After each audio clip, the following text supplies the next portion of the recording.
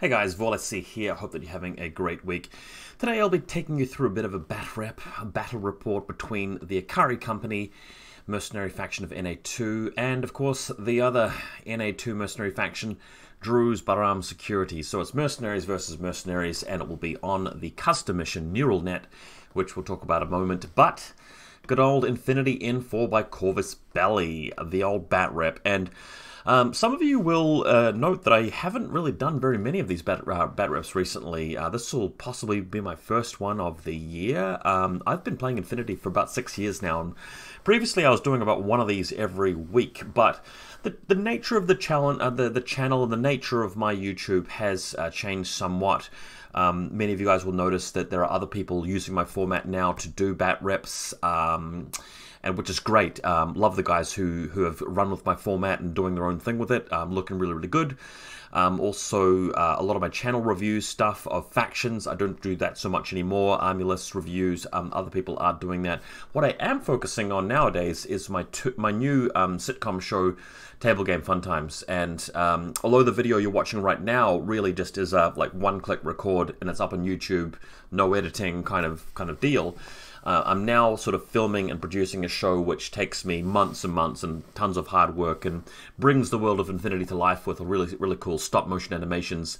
If you haven't checked out my show, Table Game Fun Times, it's on my YouTube channel already. The first episode is up, and the next one will possibly be out by, I think, June the 2nd. So, really excited about it, but please do support the show. I just wanted to say that, and that's going to be my focus. Very rare for me to do these in-person bat reps, but with the whole COVID-19 thing starting to settle down a little bit in my country, we'd had a big outbreak of Omicron, but managed to get round to the old homeboy's house and play against Garth and just catch up for a casual blast. So decided not to show up with anything super meta. Obviously, Combined Army are my favorite faction, but I do feel that they are too overpowered at the moment to be playing against someone who's not playing an S tier faction in casual games. But the Ikari company is another beloved faction of mine, so I wanted to crank them out. So without further ado, we'll talk about the army lists, then we'll go over the missions, and then we'll go over the play-by-play bat rep, and bring you guys a bit of a storytelling, show and tell kind of deal. You know what you're in for. So this is my post-Ravenite Ikari company list. Ikari company have been hit quite badly by the fire team rules update, in my view. The fact that your Brawler Sniper and Tanko Missile Launcher in link teams don't get that additional ballistic skill does hurt them, because that's something that I'm running primarily every single setup. And the Wooming, you can run them instead, but they're not as cost efficient, and I think even they suffer from a little bit of loss of purity, so to speak, in terms of the buffs that you can get. Still, having said that, it is nice you can run a Wooming with Diggers, so I'm trying that out.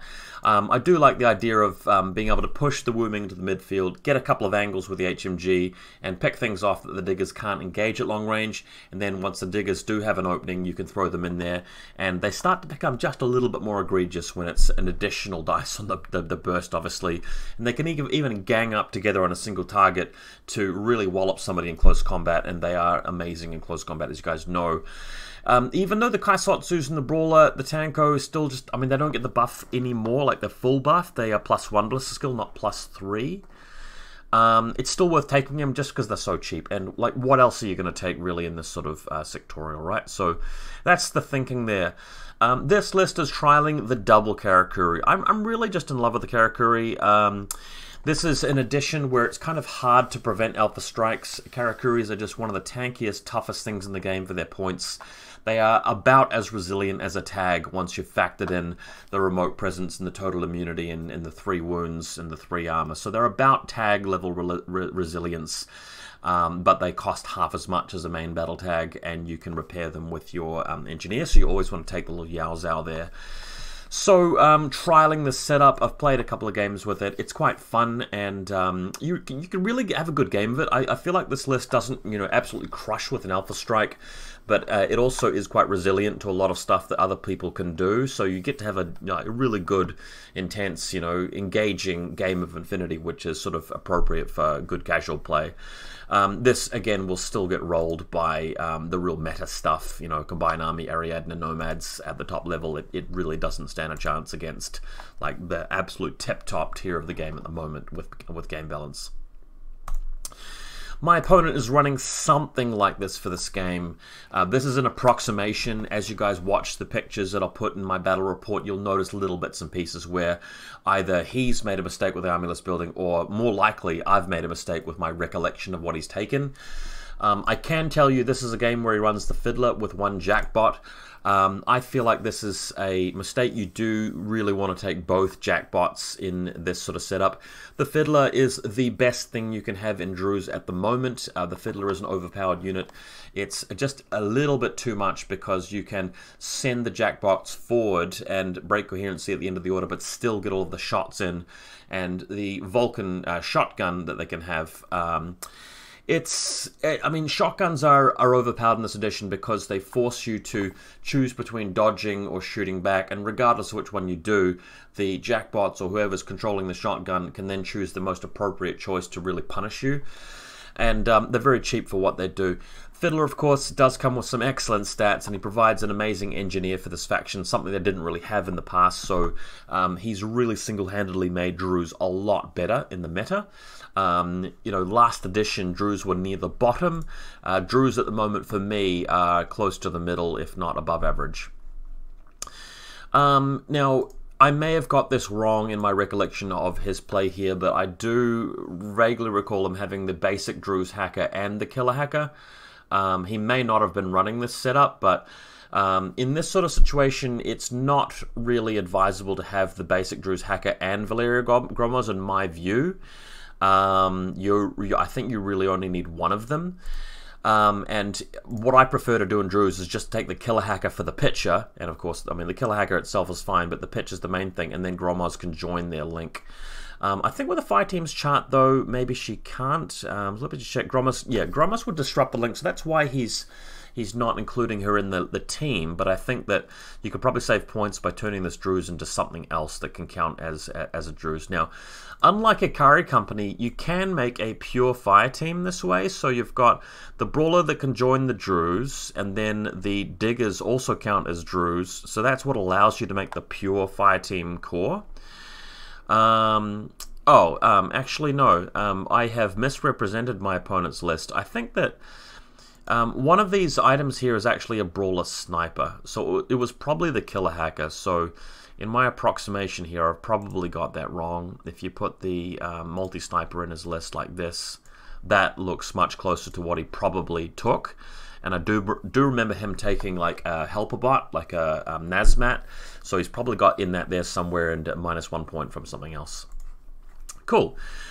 Diggers can join Druze Link teams and core teams, which is really cool. The thing about the Diggers, though, is you kind of want them to be free range. You want them to benefit from Impetuous. You want them to benefit from the ability to just move up the board and hit the opponent if they gain something like +4 armor, or the speed boost is my favorite, or a mimetism. So including them in the link, it's cool, it's very good for defending, but it's kind of wasteful if you're not moving out and attacking, and usually in a list like this, it's going to be Saito or Fiddler doing that.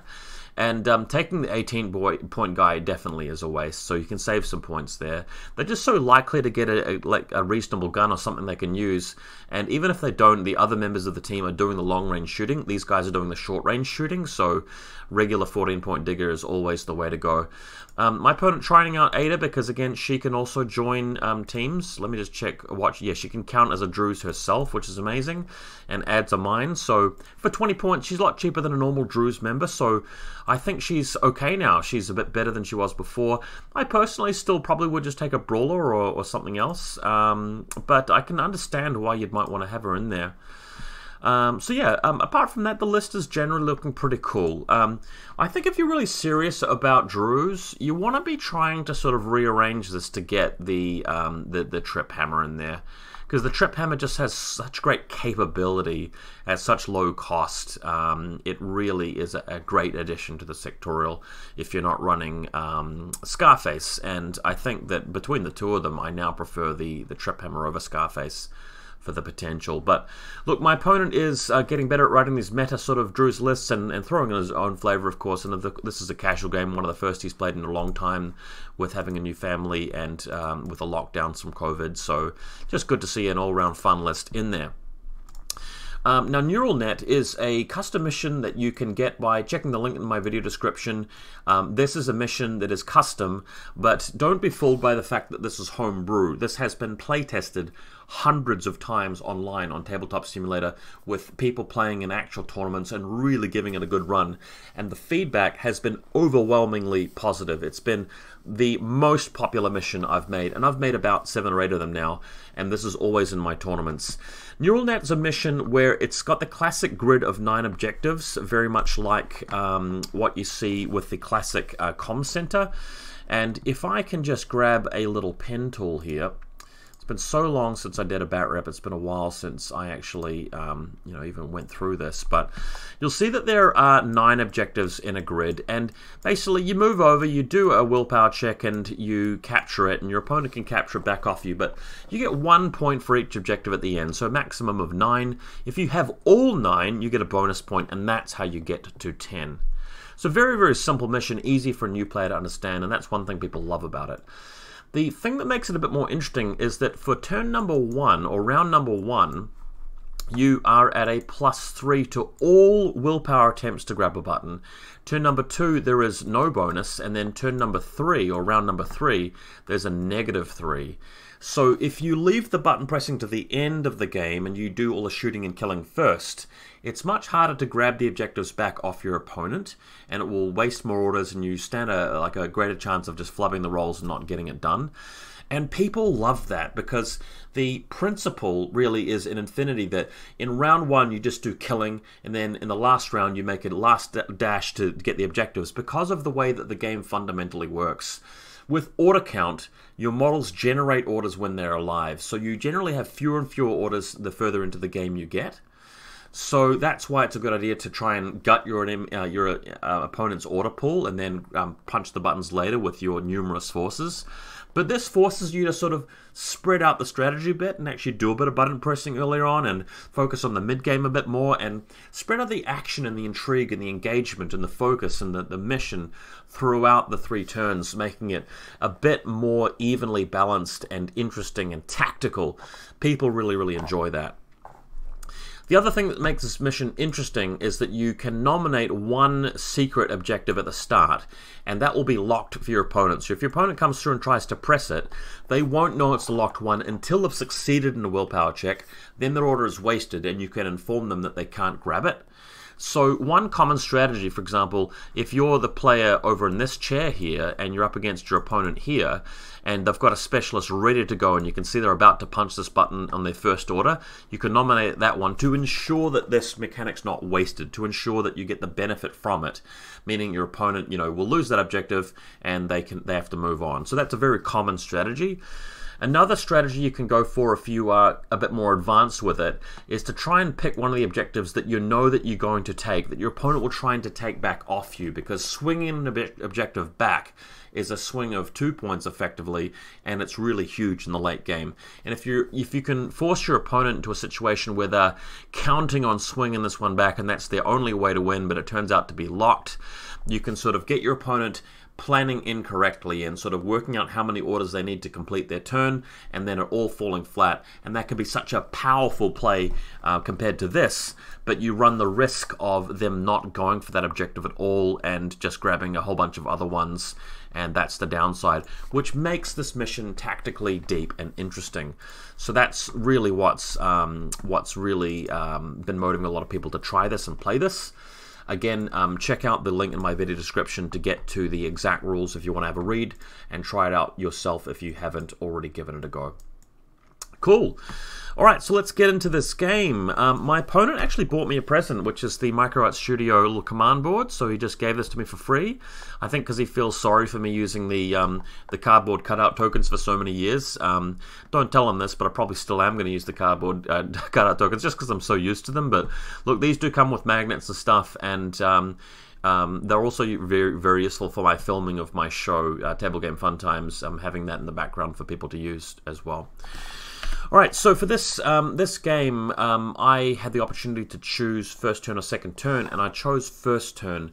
And my thinking was that in the meta at the moment, taking first is quite powerful, and the mission also is quite neatly balanced for first and second turn. And I wanted to start getting better at winning with the Alpha Strike and defending later on. My choice of going first is a mistake here, not so much because of the mission or the meta, but it's more because of the matchup and because of my list. If you look back at this army list, I'm running something which is great at defending. The character is brilliant at tanking. I've got the missile launcher tanko as well, and then I've got the diggers, and I've got the Krakot renegade, and I've got a TR bot with an engineer. So my list is just amazing with the ARO game, and it really tanks a lot. But in terms of going over to his side and killing him, everything's quite slow. Just got the Karakuris there and some diggers. So my choice of going first is a mistake for that reason. I just don't really have anything that can go and punish him. My thought was maybe just grab the objectives because it's neural net. A good mission for just ignoring your opponent and then setting up the arrows, preventing him from attacking. So that was my strategy. We'll find out whether that turns out to be a good one as we progress through this. Alrighty, so this is a look at my table side here. Bit of a zoomed out view of it. There is a sort of a 2-level building here and a 1-level building here that I didn't end up using.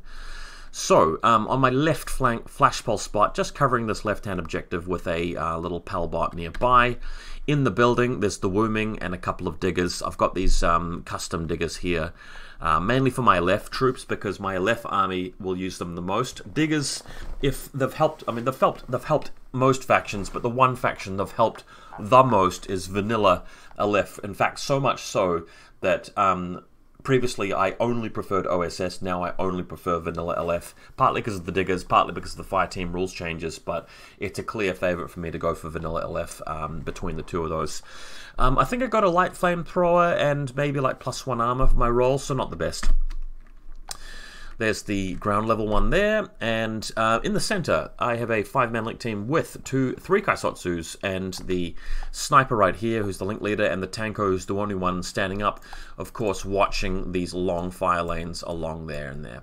So he's covering a fair bit of the table, and he will really deny a lot of the approaches to these objectives here, which is sort of what we want and what we're going for. Note that I didn't make this table, it was my opponent that made it. Alrighty, let me just get back to photos, still interface. So there's a bit of a closer look at it. On the right you can see that bike over there. There's a TR bot on the right hand flank for me, and just behind that Desperado with the engineer nearby too. And on the extreme right hand flank you've got the Krakot, who I think has rolled up extra speed, and this model of course represents the Tokusetsu engineer, but the model is actually from the Ariadne range, as you guys know. My opponent from right to left has a flash pulse spot, bounty hunter on the bike who has like a flamethrower or something he doesn't really need, Pelbot there. In the building, Hunzakut with the deployable repeater. He has Fiddler, I believe that's representing Proxy the Fiddler. That's the missile bot there, Valera Gromos on the ground level. Bit of a zoomed out photo of them. Beautiful terrain, by the way. The thing about his terrain is that the white table mat reflects a lot of light, making the photos a bit harder to get really good value from. And notice his Fiddler jackpot here at the bottom of the staircase there. It's blending in, camouflaged, mimetisming his way into the staircase. Do they actually have mimetism? No, they don't, but you know, they've got so many good rules, it's sort of, you know, forgivable to expect them to have it. His link team around here, basic brawler, who I believe is the lieutenant. That's, I think, the hacker. Brawler sniper watching the table, and the couple of diggers in the background with the mine laid by Ada Swanson just next to that close by objective. So you can see, I think that's Ada there, and then the 2 diggers closer to us on the screen, and then the sniper up top. So there you are. That's his proxy converted digger person.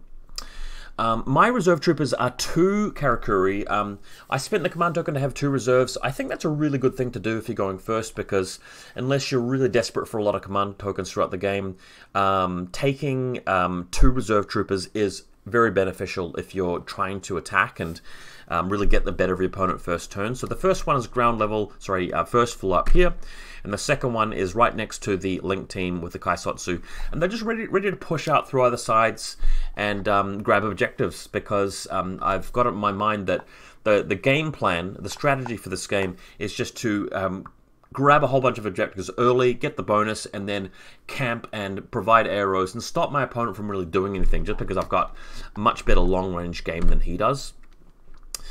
My opponent has a reserve trooper, which is a TR bot, very well placed TR bot, and also we've decided this little terrain piece will be mimetism, sort of jungle terrain type of thing, so that will be a factor. So over here, my bike rolling out, trying to block smoke with the Krakop, but I believe that falls short. So instead spinning orders on the first Karakuri, Blue Lady on the right moving to grab this objective. I failed a lot of willpower checks, even though I'm on 16s here, because you get the +3 for the first game round. But I'm rolling 19s and 20s and just fumbling all of the orders, so bad luck to start the game. It does even out, but that's very bad luck, failing all of those. Wooming also moving out. So they're moving and they're moving and they're moving. And the Karakuri's already picked up this one objective. So they're moving out to the midfield, where I feel like the diggers will really prevent anything coming over to my side of the table, because they'll get bogged down midfield. So that's moved out there. We've got a Karakuri moving into a better position, and the Tanko missile launcher standing up. Now this play here is quite a significant one in the early game. So I want to talk you through what's going on. So the photo shows a Wooming HMG out there, just poking his way out behind that bit of cover. The Karakuri is moving there, and she'll end the order in cover. My Brawler Sniper's moved to this point, and the Tanko is just idling where he is here. And the reason is that I'm actually dropping the Link team and doing a coordinated order, so they can all shoot at my opponent's Brawler Sniper. A Brawler Sniper in a fully linked team can be quite dangerous, because he can bring on a Yuan or Saito, throw the smoke, shoot through it, a BS-15, 3 dice, double action. It's a very powerful piece, and I know that because I use it in my own Ikari lists all the time. But if I can eliminate it, all he has in his list is a TR bot for long range, and I've got the Karakuris with the Panzerfaust, I've got my own TR bot, I've got Brawler Sniper and Link Team, Tanko Missile Launcher and Link Team, the Wooming HMG, so I'll completely outgun him long range, and it's quite an open table if I knock out that Sniper. So that's why I'm making this play, but it is a bit dangerous because he could just pick one of these models and shoot it and probably win against that one model and then die against the rest of them.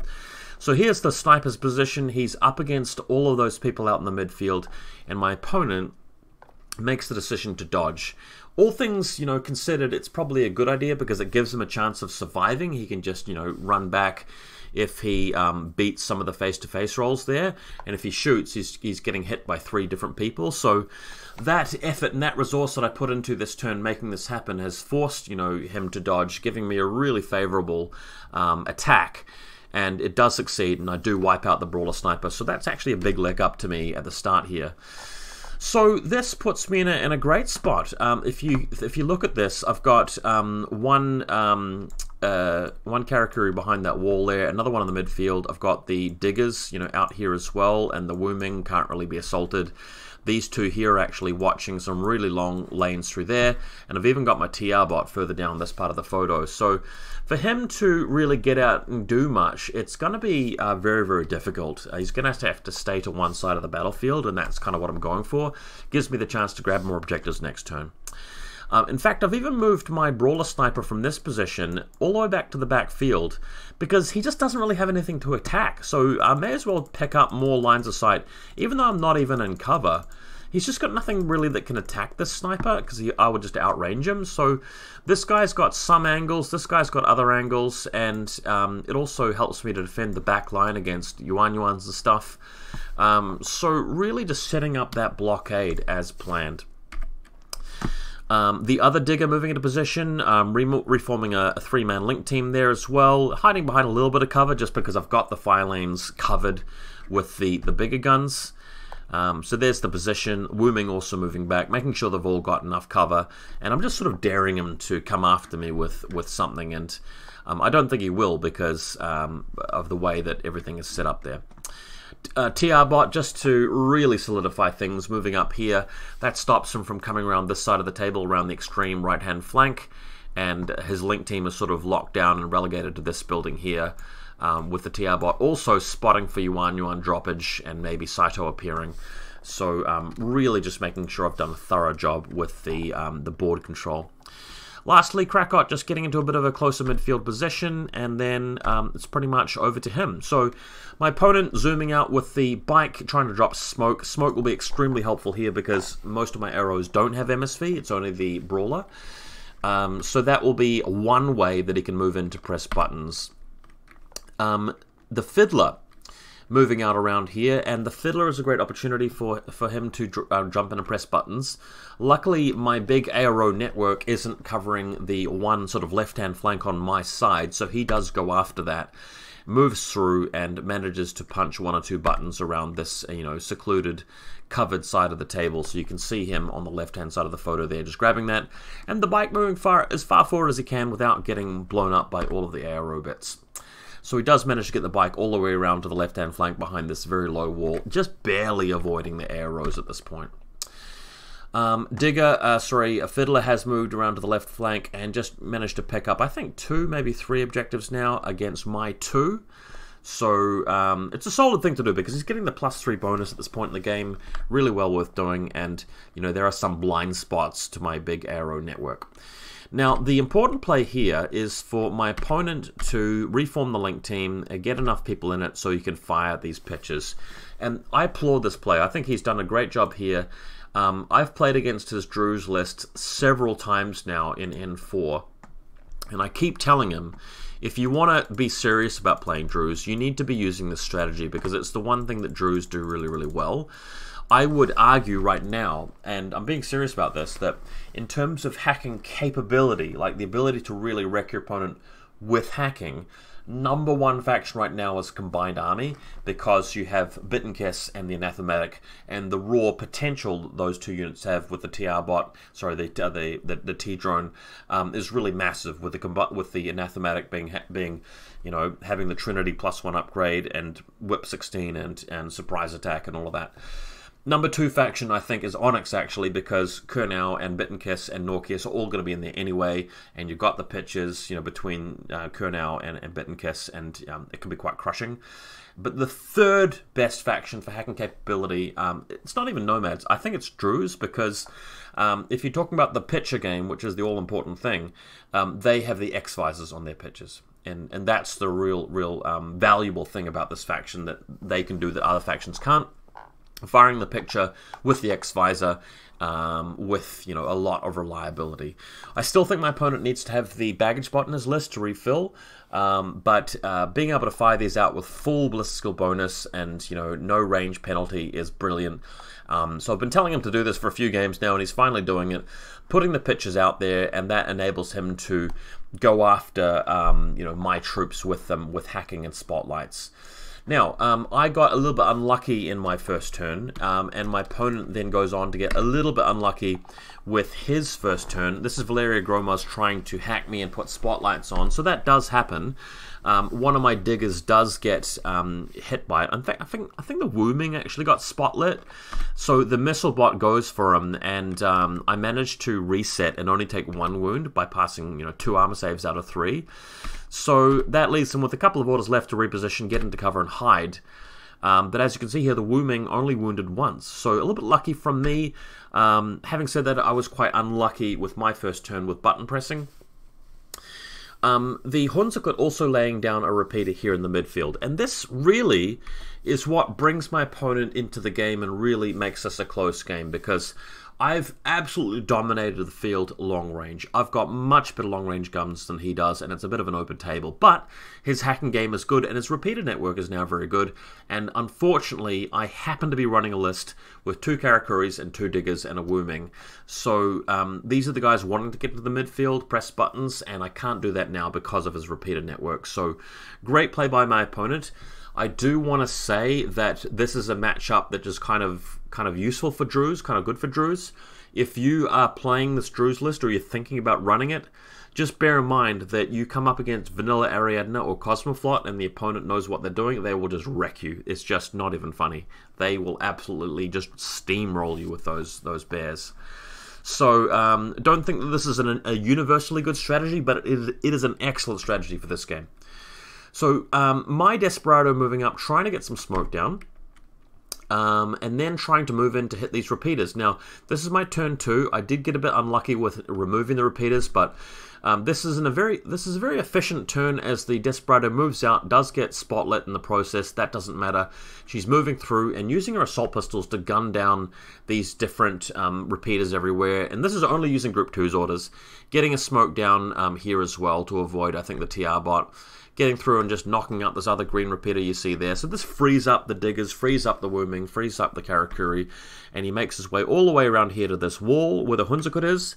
Dismounts, moves up the wall, still avoiding these guys over here. I think there are some dodges and things, but we do have this proxy model. My opponent lent me here to be a Desperado, and that gets me into position to basically just crawl to the edge here and force the Hunzakut to decide whether he's going to dodge or what. But importantly, I can actually hit the repeater here with a chain rifle from the Desperado. Okay, so unluckily for me, the Hunzakut survives, but luckily for me, I do remove the repeater from what I recall, and that allows me to reposition my diggers and the Wooming and just punch around here.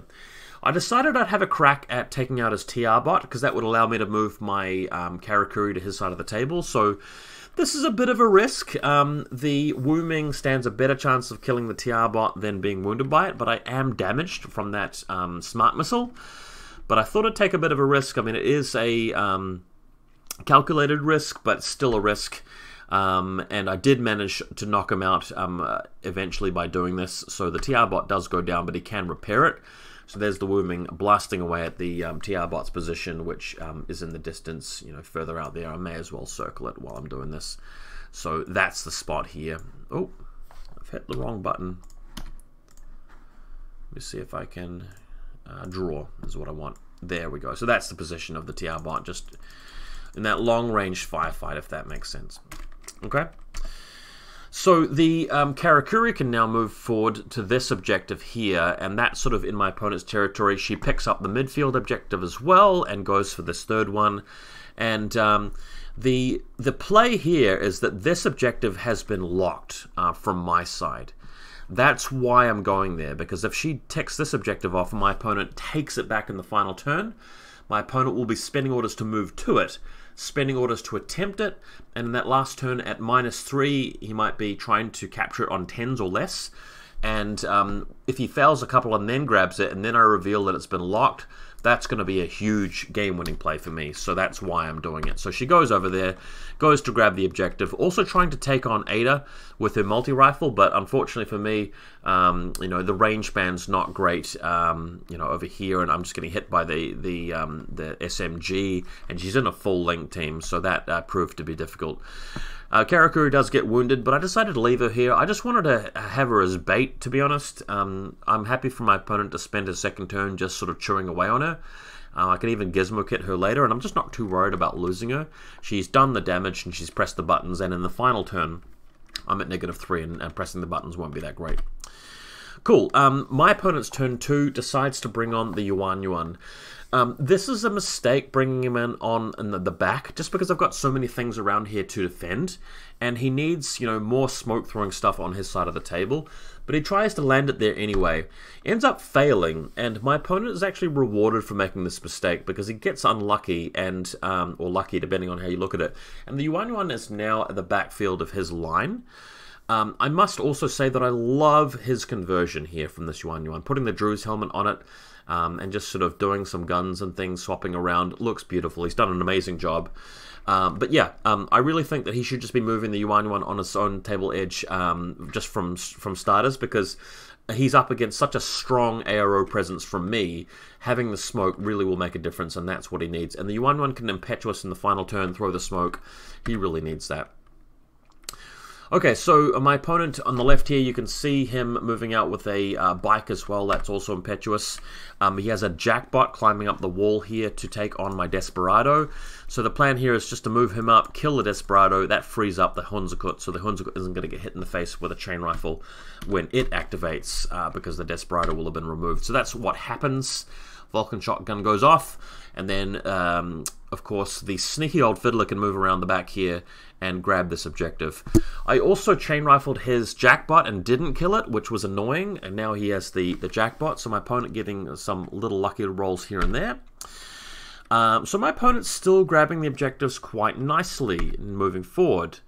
Trying to go after, I think, my Digger here. Digger takes a wound against the bike. Can't quite remember fully what happened. Oh, no, I do remember what happened. So, again, unpainted models, but if you look at this, that's a Jackbot. It has moved out of synchronization with the Digger. The Digger is going to lose it at the end of the turn, but it's going to get shot anyway, so it just moves forward and tries to go after my guys with that shotgun, doing a bit of damage as it does so. Alright, so Digger getting a hit there. Over this side, you've got his Druze, again in a link team, just poking the corner, and that's able to take on the Karakuri up here. So there's a firefight, and as I said, I was happy to just leave the Karakuri there. The Karakuri shooting back with a multi-rifle. If my opponent gets unlucky, it's a disaster. He loses that point man in the link team. If he gets lucky, Karakuri goes down. I haven't really lost very much. I still have a lot of orders to spend in my final turn. So he does that, puts some wounds on her, also goes after the Wu Ming, and I think doesn't quite manage to take out the Wu Ming, who's in, in a team there, and able to shoot back. I think I did go down to a two-man team after losing a Digger at some point, but these guys are just roadblocks here. I just want to make sure that in his final turn, all he can really do is spin orders going after the objectives to bring them back. Hopefully goes after this one and doesn't swing it because it's locked, and I have arrows covering everything else. So that's the plan there. So Wu Ming taking some hits here against some combi rifles, and Hunzakut setting up another repeater just to make sure he can put spotlights as I go after the central objective you see at the bottom right. Unconscious bot here being revived by the little pal bot here. I think that you're allowed to have synchronized Nazmats even though you have a synchronized Vulcan shotgun guy like a Jackbot. I can't quite remember, but my opponent is doing that either way, and he does bring the TR bot back to life. Unfortunately, I couldn't finish him off, so great play here by my opponent. My final turn. I thought the best way for me to win here, and I considered a lot of alternatives because I feel like this is going to be a very close game. Best way for me to win would be to move my entire link team from right to left. I've got tons of orders, and just shoot the Fiddler and kill him, meaning that he can't grab the objectives closer to my line, which would allow him to win. And then I can just punch the button on my left by spending a couple of orders at the end, hopefully pulling off the 9 or less that I need. So I'm relying a little bit on luck here. So the whole team uprooting and moving across the side here.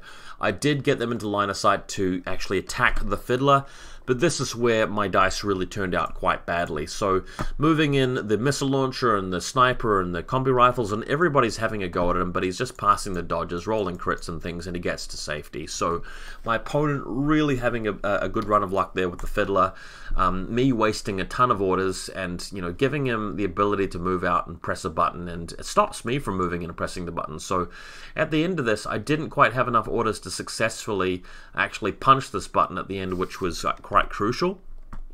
But I did set everybody up here at the end. Just again, couldn't get into that position there because he kept sort of hanging on with the Fiddler awkwardly with the terrain. I didn't see that he had a shot with a contender as I'm pulling forward, so I'm having to fire back at him with the combi rifles. So it worked out to be a bit of a disaster at the end there. Wouldn't have happened if I'd just been able to take him out with the sniper as I thought I'd been able to, but sometimes the dice don't really roll that way. So there he is hiding behind that truck by the end of that little run. The other thing I can have a crack at here with Group 2 is moving my engineer all the way around, moving through, firing the Gizmo kit at the Karakuri, which luckily does bring her back, meaning that my opponent has to chew through her again in his final turn, meaning less time spent on objectives, and the engineer runs past. And to make up for my bad luck a little bit earlier, the engineer can bop this button in the middle, giving me, I think, 4 or maybe 5 objectives. So I think it was 4 total at the end of my final turn to my opponent's 2. Again, going after the Fiddler with this last order, just can't quite managing it. He just dodges again, so my luck this turn not great. Bringing it to the final turn of the game, my opponent's turn. I have 4 objectives, he has 2. If he swings one of them back, it's a draw, and if he swings 2 of them, it's a win for him. But I've still got all the arrows set up, and it's -3 for pressing buttons, so my opponent has that going against him. Now, luckily, this Yuan was in the correct place, despite his decision to try and drop it. So it moves through and plants a smoke towards the middle of the table here, which is going to be useful for going in and grabbing this central objective towards his side. He is up against this Karakuri and the Worming on the right-hand side, but of course they can be shot down by combi rifles. And thanks to the Yuan planting the smoke there, he is able to go down the building with the Hunzakut after recamoing, move through to the middle, and again, whip 14, I think, -3, and he only has 1 order to do this with the group that the Hunzakut's actually in. So 11 or less to swing this, so dice do matter, and my opponent does actually swing it back. So pretty clutch, but it was also pretty clutch for me to grab it in the first place. So very, very close game. Hunzakut grabbing this back off, so it's a draw. My opponent, using the Link team to shoot at the Karakuri, does eventually nail her with a combi rifle and goes after the Worming as well, cutting them down. And that's when we can reveal Saito, who was on this middle objective all along. Saito reveals, which does allow my Krakot to start dodging towards him, so he may be on a bit of a time limit for pressing the button. My opponent sees that and moves his team up to grab this objective and passes the roll, but it's locked. So still a draw, unfortunately. So the plan worked. My opponent spent some orders trying to grab this back, and that's the power of choosing, the right objective to shut down in this mission, which is really fun. So he is up against this Karakuri. The Digger does move through to try and clear things out, and does go after my Digger.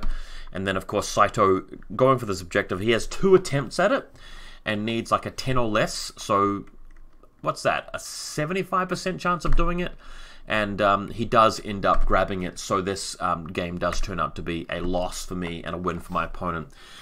Great game though, really enjoyed it. Really fun one for a casual game. Wasn't too much broken, overpowered stuff. It was just a really good, solid game of N4.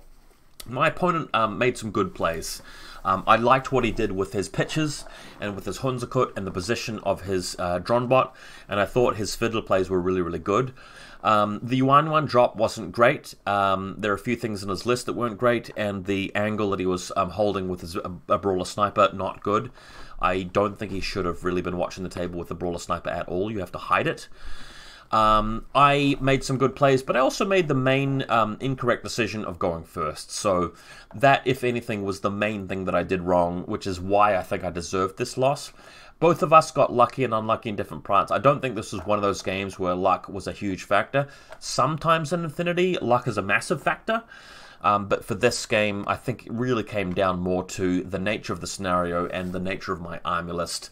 I should have opted for second turn given my game plan, but going first is much better if you're running a list like Vanilla Hakislam or Vanilla Ariadne, where you have the tools to just really crush them, and maybe a group 2 to grab 2 or 3 objectives at the start. That can be a real winner.